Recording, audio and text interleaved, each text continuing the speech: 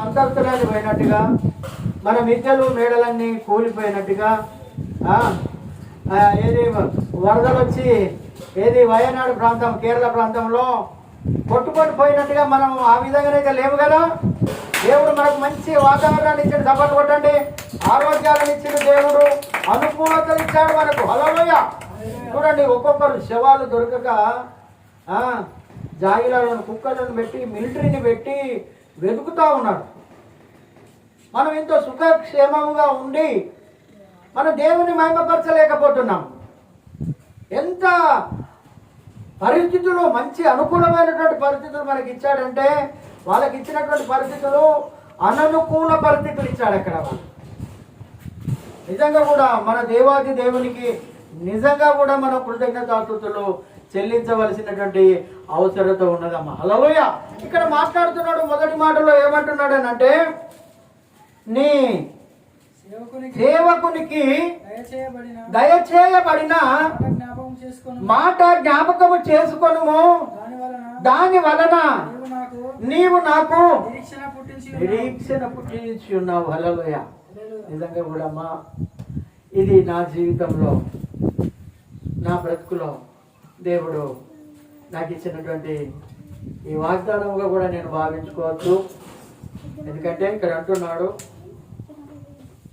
దేవుడు నాకు దయచేసినటువంటి ఈ పరిచర్య. చాలా జాగ్రత్త వినడమ్మా, ఎవరు కూడా అనాలోచితంగా వినకండి. ఇక్కడ అంటున్నాడు, ఈ పరిచర్య దేవుడు నాకు ఏ రకంగా అనుగ్రహించాడని అంటే, నేనేదో మామూలుగా చర్చికి వెళ్ళేటువంటి వాడిని, చిన్నప్పుడు ఉద్యోగరీత్యా ఉద్యోగం చేసేటువంటి వాడును, అది నామకార్థ సంఘానికి వెళ్ళేటువంటి వాడును. అప్పుడు ఆ కాలంలో నిజంగా కూడా ఒక రోజు దేవుడు నన్ను పేరు పెట్టి పిలిచాడు. హల్లెలూయా. ఒక రోజు నన్ను పేరు పెట్టి పిలిచాడు. నేనేం మంచోని కాదు, నేను ఒక త్రాగుబోతునుంటిని, నేను ఒక వ్యభిచారినుంటిని, నేను ఒక మాట వినటువంటి మొండివాడిని ఉంటిని, ఒక గర్విష్ని ఉంటిని. ఇక్కడ మాట్లాడుతున్నాడు. ఆయన మాట ఎప్పుడైతే నాతో మాట్లాడాడు, నేను అందరిలాగా ఏదో సంఘాలకి వెళ్ళి ఏంటి స్తుతి ఆరాధన చేయలేదు, వాక్యం చెప్పలేదు, వాక్యం తెలియదు, నాకు ఏది కూడా తెలియదు. హల్లెలూయా. ఆయన నన్ను ఒక సేవకునిగా ఏమి లేకున్నా కానీ నన్ను ఏర్పాటు చేసుకున్నాడు. హల్లెలూయా.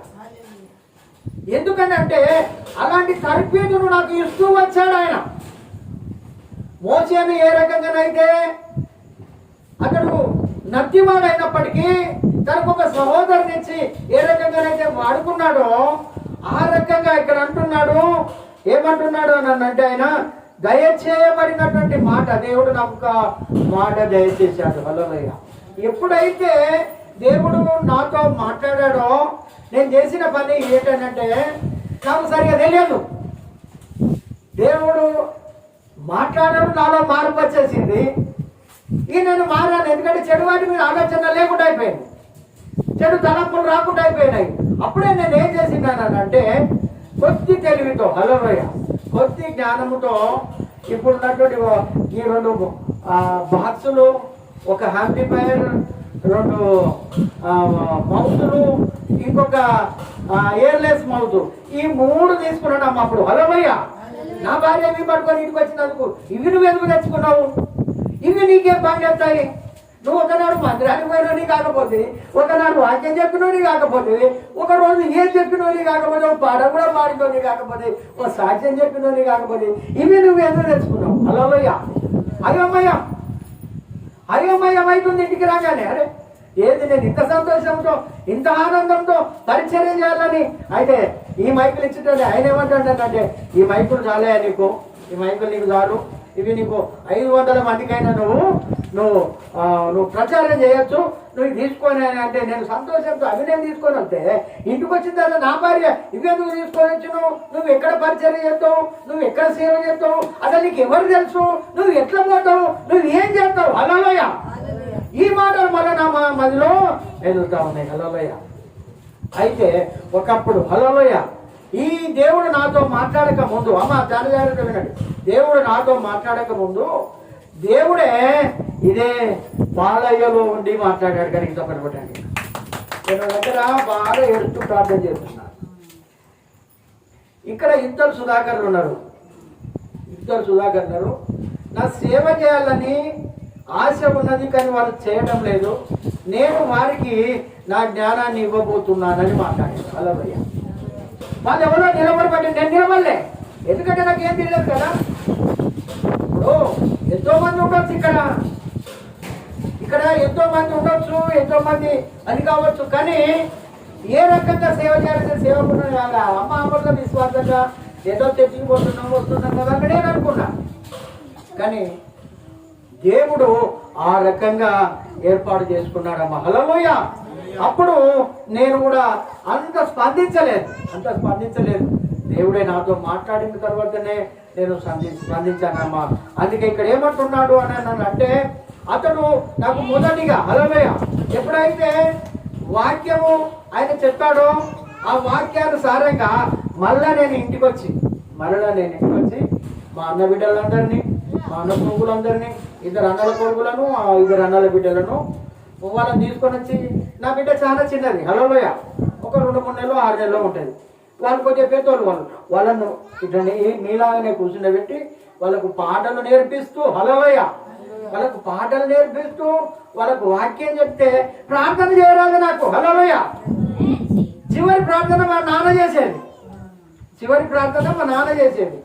అయితే ఈ రకంగా మొదటిగా నేను చెప్పినటువంటి ఆ వాక్యం బైబిల్లోకి వెళ్ళి ఏంటిదని అంటే, యోబు గ్రంథంలోకి వెళ్ళి వాక్యం చేసుకున్నాను నేను హల్లెలూయా. యోబు గ్రంథం మొత్తం చెప్పాను. ఇప్పటికి కూడా మా అన్న బిడ్డలు ఇప్పటికీ కూడా నన్ను అనుకుంటారు, బాబాయ్ నువ్వు అప్పుడు చెప్పినటువంటి దేవుని మాటలు మాకు ఇప్పుడు గుర్తుకొస్తున్నాయి. మేము కూడా ఇప్పుడు కొంతమంది సేవలే ఉన్నారు, గట్టిగా చెప్పాలి కదా, కొంతమంది సేవలే ఉన్నారు. వాళ్ళు నేను సేవ చేస్తున్నానంటే ఇప్పుడు చాలా సంతోషిస్తున్నారు వాళ్ళు. అది నాకు ఘనత కాదు హల్లెలూయా, ఆయనకు ఘనత రావాలి, ఆయనకు మహిమ కలగాలి.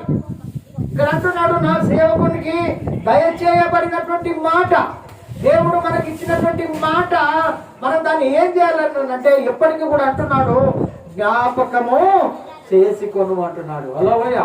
ఎప్పుడు కూడా దేవుణ్ణి మనం జ్ఞాపకం చేసుకోవాలి, ఎప్పుడు కూడా మనం దేవుణ్ణి ఆరాధించాలి. మన మనసులోనైనా ఆయనను ఆరాధించాలి. మన వ్యక్తిగత పనులు చేసుకుంటూ కూడా ఆయనను మనం ధ్యానించుకోవాలి. హల్లెలూయా. ఎందుకంటే నేను అప్పుడప్పుడు చెప్తా ఉంటా కదా, నా మనసులో ఆరాధన, నా యేసుకే ఆరాధన, నీవు చేసిన మేలులకై ఆరాధన, నన్ను బ్రతికించినందుకే ఈ ప్రార్థన, నీవు చేసిన మేలులకై ఆరాధన, నన్ను బ్రతికించినందుకే ఈ ప్రార్థన, నా మనసులో ఆరాధన, నా యేసుకే ఆరాధన. హల్లెలూయా. ఎప్పుడైతే మన దేవుణ్ణి ఎల్లవేళలా మనం జ్ఞాపకం చేసుకుంటామో అని అంటున్నాడు, దాని వలన నీవు నాకు, ఎప్పుడైతే మనం ఈ రకంగా మనం ధ్యానిస్తామో దాని వలన నీవు నాకు నిరీక్షణ పుట్టించి ఉన్నావు. అలా మనకు నిరీక్షణ పుట్టించి ఉంటాడు. మనం కదా మనం చూడండి నిరీక్షణ పుట్టించి ఉన్నాడు అని అంటే, నిరీక్షణ అంటే దేవుని యందు మాటలు కాదండి. నిరీక్షణ అంటే ఓపిక కలిగి ఉండాలి. మనం ఏదైనా ఒక పని చేయాలని అంటే దానికి సపోర్ట్ చేయనటువంటి డబ్బులు ఉన్నాయా లేవనుకుంటాం, దానికి కావాల్సినటువంటి ఆర్థిక అవసరాలు ఉన్నాయా లేవనుకుంటాం, లేకపోతే ఇదైనా చూస్తాం అదైనా చూస్తాం. అందుకే ఇక్కడ నిరీక్షణ పుట్టించున్నాడు. నేను కూడా అనుకున్నాను, నేను వాక్యం చెప్పగలుగుతానా, నేను ప్రార్థించగలుగుతానా, నేను పాట పాడగలుగుతానా, నేను ఆరాధించగలుగుతానా, నేను స్తుతించగలుగుతానా? అయ్యో నాకంటే గొప్ప దైవజనులుగా చాలా మంది ఉన్నారే, వాళ్ళు ఇంకా బాగా చెప్తున్నారు, నేను వాళ్ళలాగానే చెప్పుకోలేకపోతున్నాను కదా. ఎప్పటికి కూడా మన ఆలోచన ఏ రకంగా ఉండాలని అంటే, ఆయనను తృప్తి కలిగించే వారంగా మనం ఉండాలి. గడియ సభలు కూడా మన ఆలోచనల ద్వారా కూడా మనం తృప్తి కలిగించాలి. ఇప్పుడు కొత్తగా పెళ్లి చేసుకున్నటువంటి భార్యాభర్తలు ఉంటారు కదా, నా భర్తను ఏ రకంగా నేను సంతోషం పెట్టాలి, భర్త అనుకుంటాడు నా భార్యను నేను ఏ రకంగా సంతోష పెట్టాలి. అర్థమవుతుందంటే నేను చెప్పేది? ఆ రకంగా మనం దేవుణ్ణి ఏ రకంగా సంతోష పెట్టాలో మనం కూడా ఆలోచించుకోవాలి. హల్లెలూయా. ప్రతి దినము ఆయన మనల వలన సంతోషము కలగాలి. ఆయనకు మన వలన అనేకమైనటువంటి మాటలే కానీ అనేకమైనటువంటి ఉద్దేశాలు ఆయన కలిగి ఉండకూడదు. మన వలన ఆయన సంతోషించాలి. హల్లెలూయా. మన పనుల వలన ఆయన సంతోషించాలి. అందుకే ఇక్కడ అంటున్నాడు, ఇక్కడ నిరీక్షణ పుట్టించి ఉన్నావు, నిరీక్షణ పుట్టించి ఉన్నావు. అందుకే ఇక్కడ అంటున్నాడు 50వ వచనములు అంటున్నాడు, నీ వాక్యము నన్ను బ్రతికించి ఉన్నది, నా బాధలో ఇదే నాకు నెమ్మది పుట్టిస్తున్నది. హల్లెలూయా. ఈ యొక్క వాక్యము మన హృదయంలో ఉంటే మనకు బాధ కలగదమ్మా. ఒకవేళ కలిగిన కొద్దిసేపే ఉంటాయి, ఒకవేళ కలిగిన కొద్దిసేపే ఉంటుంది. కానీ ఈ వాక్యము ఎక్కడ ఉండాలి అని చెప్తున్నాడు అంటే, నీ వాక్యము నన్ను బ్రతికిస్తుంది. హల్లెలూయా. మనలను బ్రతికిస్తుంది, నీ కుటుంబాన్ని బ్రతికిస్తుంది, నీ భర్తను బ్రతికిస్తుంది, నీ భార్యను బ్రతికిస్తుంది, నీ చేతి పనులను బ్రతికిస్తుంది, నీ దుక్కిటెద్దులను బ్రతికిస్తుంది, నీ పాడి పంటలను బ్రతికిస్తుంది, నీ ఉద్యోగాన్ని బ్రతికిస్తుంది, నీ గొర్రె మేకల మందలను బ్రతికిస్తుంది. బ్రతికించడం అంటే అదేంటిదని అంటే ఆశీర్వాదం ఇస్తుంది, దీవెనలు ఇస్తుంది, మేలులు ఇస్తుంది. వాక్యమే. అందుకే అంటున్నాడు, నీ వాక్యము నన్ను బ్రతికించి ఉన్నది. నేను చాలాసార్లు చెప్తాను, నేను కూడా దావీదు భక్తుడు ఏ రకంగా అన్నాడో, నేను కూడా ఆయన వాక్యం కనుక నాతో మాట్లాడకపోతే, ఆయన కనుక నన్ను ఏర్పాటు చేసుకోకపోతే నేను కూడా ఎప్పుడో చనిపోయేటువంటి వాడు, నేను కూడా ఎప్పుడో పోయేటువంటి వాడను. హల్లెలూయా. నువ్వు నాకు కావాలి, హల్లెలూయా.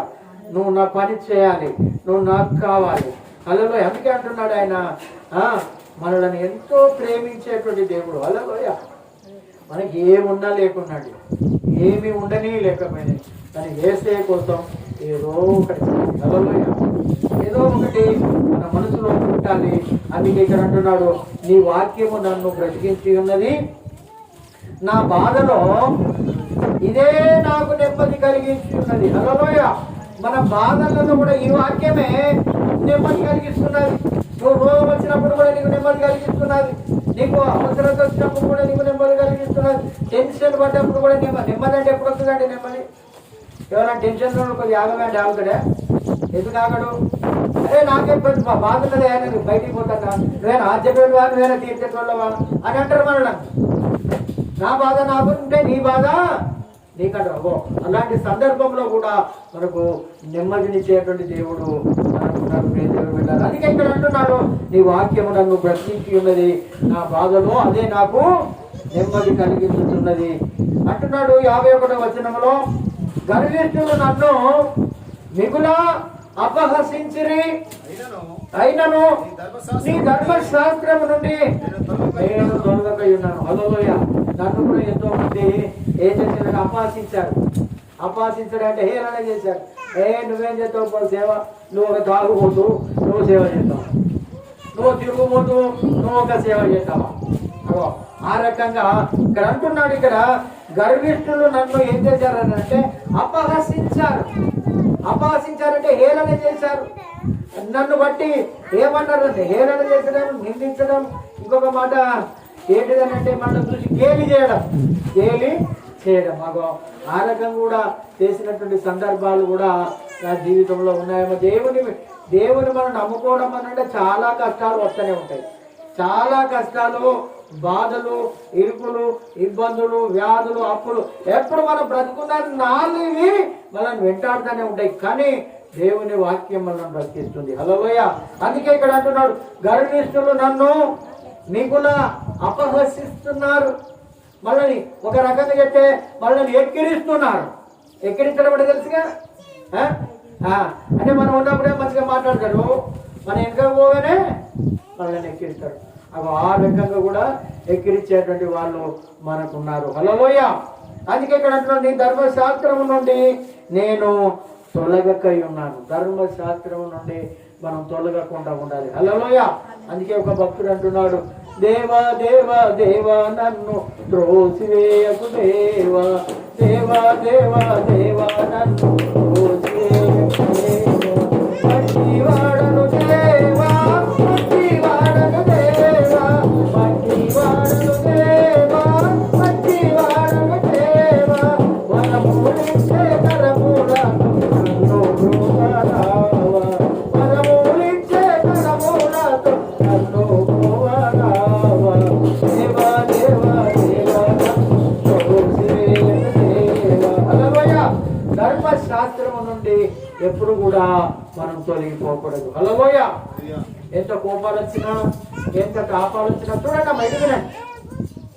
ఎంత కోపం వచ్చినా, ఎంత తాపం వచ్చినా, ఎన్ని ఉపద్రవాలు వచ్చినా, ఎన్ని కష్టాలు వచ్చినా, పెళ్లి చేసుకున్నటువంటి భర్తను భార్య విడనాడుతుందా అమ్మా? లేకుంటే భార్య భర్తను విడనాడుతుందా? ఎంత కష్టాలు పెట్టి కొట్టినా, ఎన్నికలు బట్టి కొట్టినా, పిడిగుద్దులు గుద్దినా, తన్నినా, సిగరేటుతోటి కాల్చినా, అంతేనా? ఎన్ని హింసలు పెట్టినా కానీ, ఎన్ని బాధలు పెట్టినా కానీ ఏం చెప్తుంది? అవగారికి పోతుంది, కోపం మీద పోతుంది. నువ్వు నాకు వద్దే వద్దు, నువ్వు నాకు నీతో నేను ఉండనే ఉండా, నేను నీతో సంసారం చేయనేసేయా అని పోతుంది. మన అవగారికి పోగానే తల్లిదండ్రులు ఏం చెప్తారు? బిడ్డ, నీ సంసారాన్ని నువ్వు కాపాడుకో, నీ సంసారాన్ని నువ్వు తీసుకో.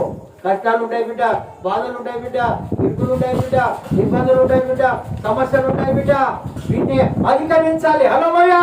మన బైబిల్ చెప్పేది కూడా గిదే, తప్పని పడదాం. ఎన్ని కష్టాలు వచ్చినా అందుకే దేవుణ్ణి మనం, అందుకే బాలయ్య అక్కడ అంటాడు, మందిరా నిడవం, బాలయ్య నిడవం, యేసయ్య నిడవం. హల్లెలూయా. ఎప్పుడు కూడా మన జీవితంలో ఎందరిని విడిచిపెట్టినా పర్లేదు కానీ యేసయ్యను మాత్రం విడిచిపెట్టకూడదు. హల్లెలూయా. అందుకే ఇక్కడ అంటున్నాడు, ఇక్కడ ఏమంటున్నాడు? నీ ధర్మశాస్త్రము నుండి నేను తొలగకై ఉన్నాను. తొలగిపోవద్దు. తొలగిపోతే మనకు కష్టాలు వస్తాయమ్మా, తొలగిపోతే మనకు ఆపదలు వస్తాయి, తొలగిపోతే మనకు దరిద్రం వస్తుంది. అందుకే ఇక్కడ చెప్తున్నాడు, మనం చీకటిలో నడిచినటువంటి వారం అవుతాం. అందుకే ఇక్కడ మాట్లాడుతున్నాడు, నేను తొలగకై ఉన్నాను. యెహోవా పూర్వకాలము నుండి ఉండిన నీ న్యాయ విధులను జ్ఞాపకం చేసుకొని నేను ఓదార్పు నుండి. హల్లెలూయా. పూర్వకాలము నుండి, అమ్మా చూడండి ఇక్కడ ఏమంటున్నాడు? పూర్వకాలము నుండి ఉండిన నీ న్యాయ విధులను నేను జ్ఞాపకం చేసుకుంటాను. హల్లెలూయా. చూడండి, మన పితరులు లేకుంటే మన తల్లిదండ్రులు మంచి మాటలు మనకు నేర్పిస్తారు. హల్లెలూయా. ఏమని ఎరికేనా? ఇంకా నిన్ను ఇంకా 2 కుదురుతో విడిచిపెట్టండి కానీ ఒక ఆమెనైతే ఉడియ పెట్టి సంసారం చేస్తలేదా? గ్యాస్ మీద పోతుంటే దానిలో పెడతానని అయినా సంసారం చేస్తలేదా? ఈ చిన్న మాటలకే వీటికే నువ్వు తొందరగా పడుతున్నావేంటి? బైబిల్ కూడా అదేనండి మనం బోధించేది. హల్లెలూయా. ఎన్ని కష్టాలు రాని, ఎన్ని బాధలు రాని, ఎంత వర్షం రాని, వర్షంలో మనం ఆరాధించలేదు కదా. ఇక మీరు ప్రార్థన పోయిలా అన్న? హల్లెలూయా. ప్రార్థన పోయినాము. ఎందుకు? దేవుని పని అంటే మనం దేవుని పని చేద్దామని అనుకున్నప్పుడు తప్పకుండా రావాలి. హల్లెలూయా.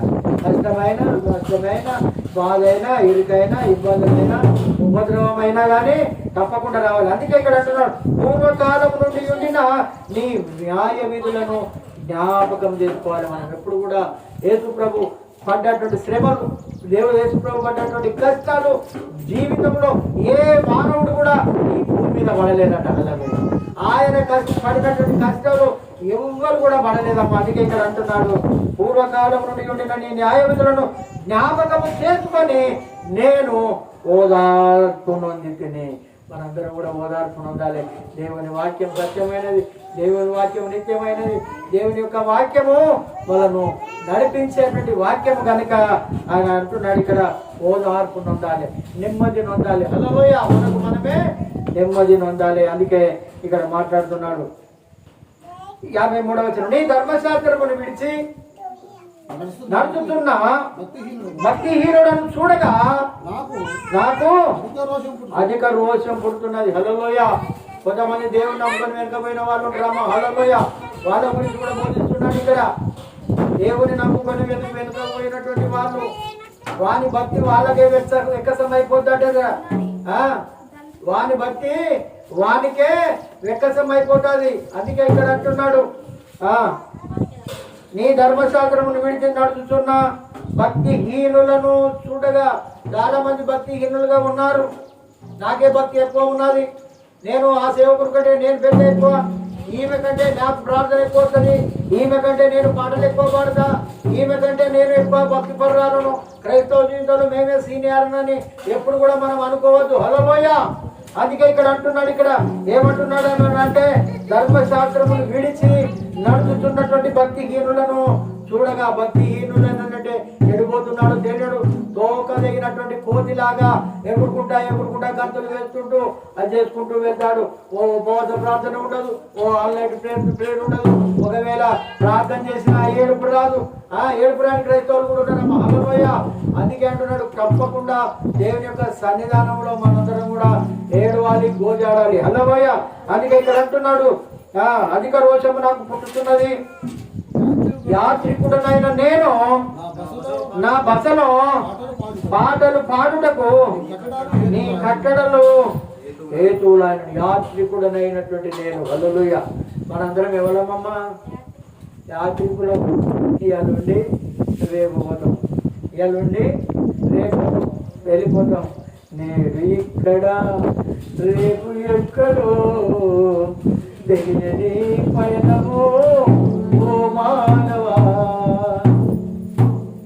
నేడు ఇక్కడ రేపు ఎక్కడో తెలియని పయనమో మానవా.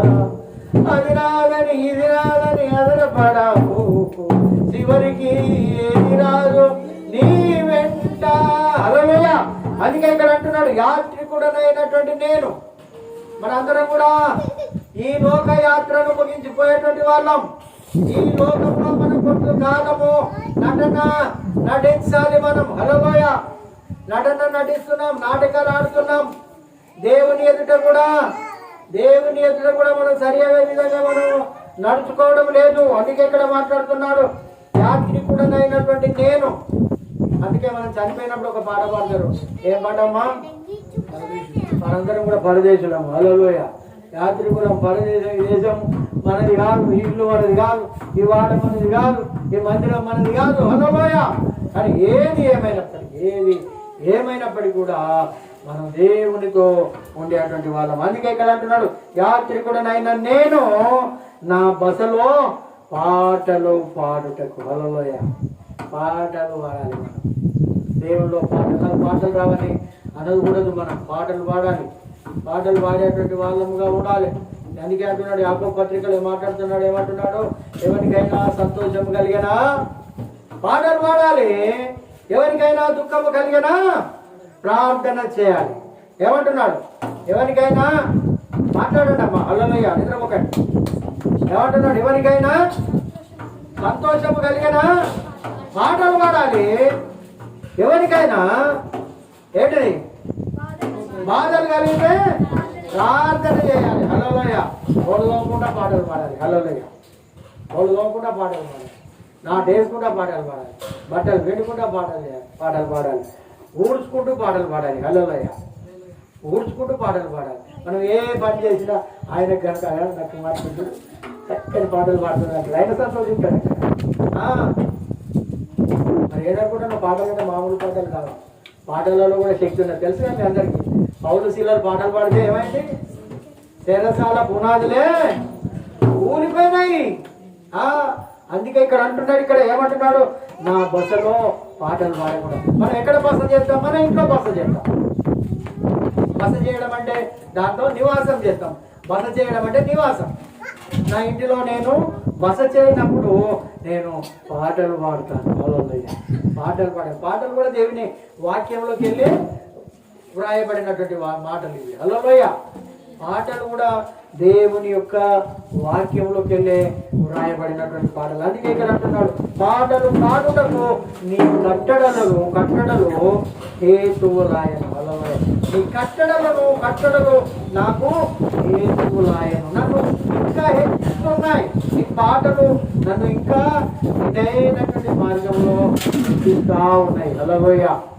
ఎటైన మార్గంలో మనం చూడండి. మీరు కూడా దేవుని పిల్లలు చాలా మీరు ఎప్పుడైతే నేను చాలాసార్లు మేము చెప్పిన కదా, మీరు వినరో లేదా కానీ మా భార్య నడునొప్పి అని చెప్పిన కదా అందరికీ తెలుసు కదా. నేను పడుకొనే ఉంటా, ఆమె లేచి ఆమె నోరు ఖాళీ ఉండదు. హల్లెలూయా. తప్పకుండా పాట పాడదు. ఇవాళ పాట పాడేదంటే ఓకే, ఇవాళ ఆరోగ్యం మంచిగా ఉన్నది, దేవానికే స్తోత్రం అనుకుంటాను నేను. మా కొడుకు కూడా అంతే, మా బిడ్డ కూడా అంతే, నేను కూడా అంతే. ఇప్పుడు నేను కింద 5 సంవత్సరాలు ఉంటాయి కదా, అయ్యో నేను పాట పాడితే ఏమనుకుంటారు వీళ్ళందరూ అనుకోని నేను పాట పాడుతూనే ఉంటా. హల్లెలూయా. ఆ పాట పడుకుంటూ చూస్తూనే ఉంటా. చూడండి నేను నమ్మా ఉన్నా కాదా?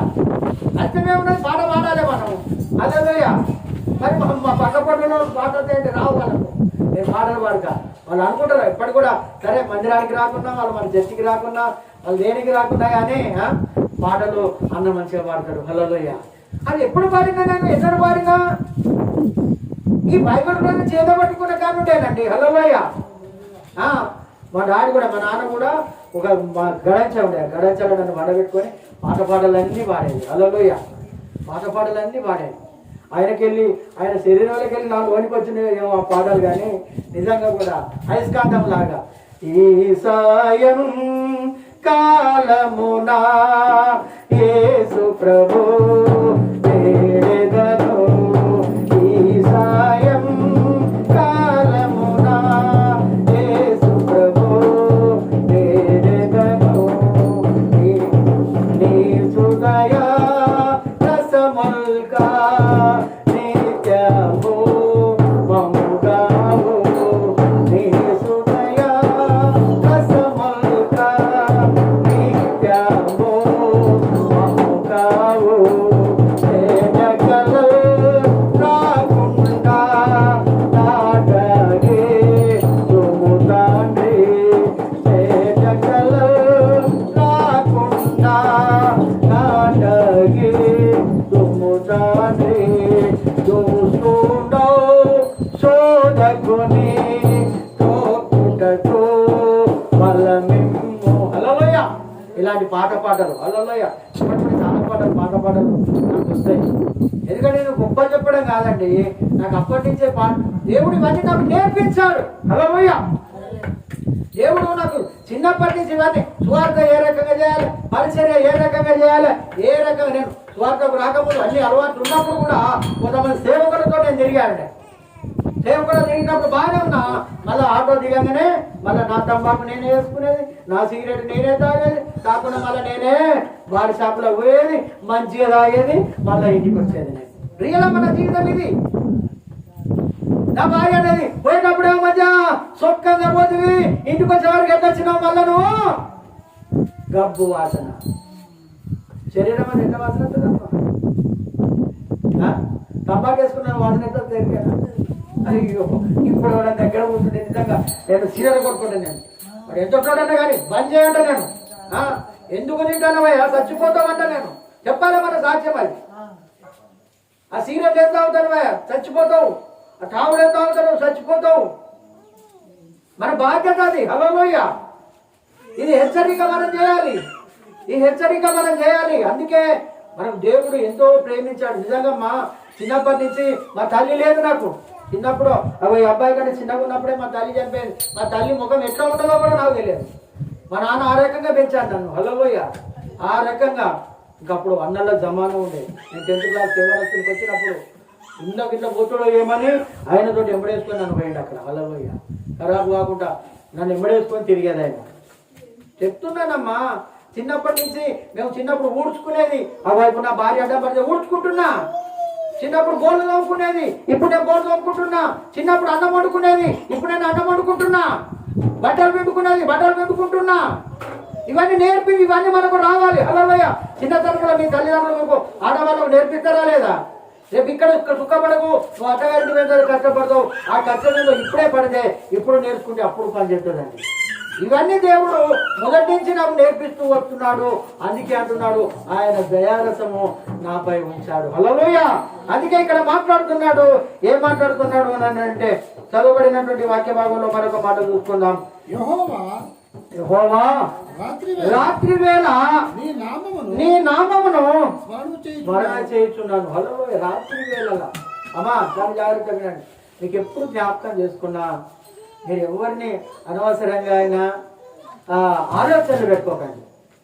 తెల్లారితే ఏమవుతుందో, అప్పుడు వచ్చి ఏమంటాడో, వ్యాపారం జరుగుతుందో లేదో, లేకుంటే ఈ కష్టం ఏమవుతుందో ఏమో, లేకుంటే ఈ ఆపద ఎంత ఎప్పుడు కూడా ఆలోచించకండి. నీ దేవుని గురించి ఆలోచించాలి. అందుకే ఇక్కడ అంటున్నాడు, రాత్రి వేళ నీ నామమును. హల్లెలూయా. రాత్రి వేళ ఏం చేయాలట? నీ నామమును, ఆయన నామమును రాత్రి వేళ. చూడండమ్మా, హలో జాగ్రత్త.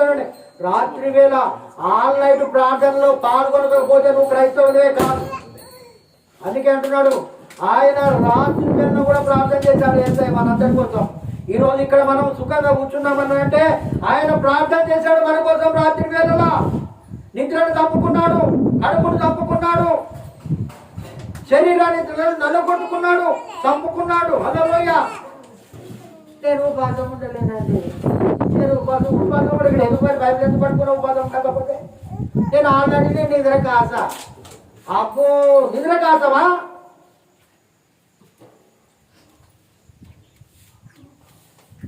ఇంకెప్పుడు మరి? ఆయన అంటున్నాడు ఇక్కడ, రాత్రి వేళ నీ నామమును. హల్లెలూయా. రాత్రి వేళ ఆయనను కనపరచాలి మనం. పౌలు శీలలు ఎప్పుడు పాటలు పాడిందండి తెలుసా? పౌలు శీలలు ఎప్పుడు పాటలు పాడారు? అర్ధరాత్రి అట. హల్లెలూయా. అర్ధరాత్రి వేళ వాళ్ళు పాటలు పాడుతూ ఉంటే ఖైదీలందరూ వినుచుండిరి అన్న గ్రంథంలో. రాత్రి వేళలోని స్వరం దేవునికి వినబడుతుందా? నువ్వు పాటలు పాడుతున్నావా? మంచి ముద్ర నిద్రలో నిద్రిస్తున్నావా? అందుకే ఇక్కడ మాట్లాడుతున్నాడు ఆయన. రాత్రి వేళ నీ నామము. వాళ్ళు ఎంత మంచి పాటలు పాడుతున్నారు. యెహోవా నీ నామము ఎంతో బలమైనది, ఎంతో బలమైనది, ఎంతో ఘనమైనది. యెహోవా నీ నామము ఎంతో బలమైనది, ఎంతో ఘనమైనది, ఎంతో ఘనమైనది, ఎంతో ఘనమైనది.